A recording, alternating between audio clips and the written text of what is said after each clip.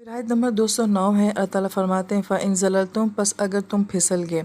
ज़ल्ला का लफ्ज़ जो है ये फिसलने के लिए आता है। दुश्मन को जानने के बावजूद अचानक अनजाने में इसकी बातों में आ जाना जो होता है वो ज़ल्ला होता है। और यही लफ्ज़ जो है आदम अलैहिस्सलाम और अम्मा हवा के लिए भी आया था। और यहाँ पे इसका माना यह है कि हम जानते हैं कि शैतान हमारा दुश्मन है, मगर इसके बावजूद भी अगर वो हमें किसी भी वजह से फिसला देता है, मिन बादी के बाद इसके माँ जाअतकुमुल बैयिनात के तुम्हारे पास बैयिनात आ चुकी हैं। अब जाअत के ऊपर ना तजवीद के लिहाज से मद्दे मुत्तसिल हो रही है। जब लफ्ज़ के अंदर पढ़ने में ताकीद आती है ना किसी बात की, तो उसका मतलब है कि उसके माना में भी बहुत ताकीद होती है। और जा का मतलब होता है किसी चीज़ का बड़ी स्ट्रगल के साथ आना, बड़े अजीम व शान तरीके के साथ आना, जिसके पीछे एक बड़ी एफ़र्ट हो, बड़ी कोशिश हो।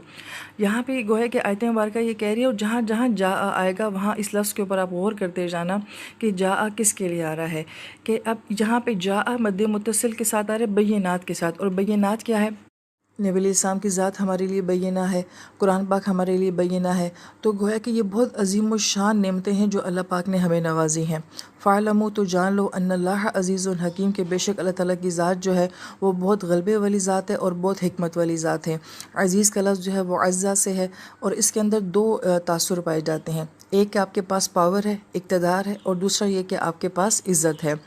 दुनिया में जिसके पास इक़्तिदार है ज़रूरी नहीं कि उसके पास इज़्ज़त हो, और जिसके पास इज़्ज़त है ज़रूरी नहीं कि उसके पास इक़्तिदार हो।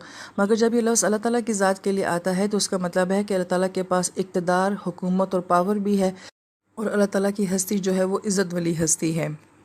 और जो सिफ़त हकीम है, हकम, हकीम, अहकाम, ये सब जो हैं वो एक ही ख़ानदान के अल्फाज हैं।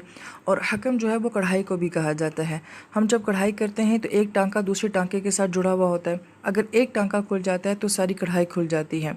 इसलिए ये लफ्ज़ जो है ये अहकाम के लिए आता है कि कुरान पाक का हर हुक्म जो है वो दूसरे के साथ जुड़ा हुआ है। अगर हम एक हुक्म को तोड़ते हैं तो बाकी सारे अहकाम भी जो हैं वो उससे मुतासिर होते हैं, और इसी से लफ्ज़ जो है वो हिकमत भी बनता है। यानी कि अल्लाह ताला के हर अहकाम के पीछे कोई ना कोई हिकमत होती है, हर मामले के पीछे कोई ना कोई हिकमत होती है।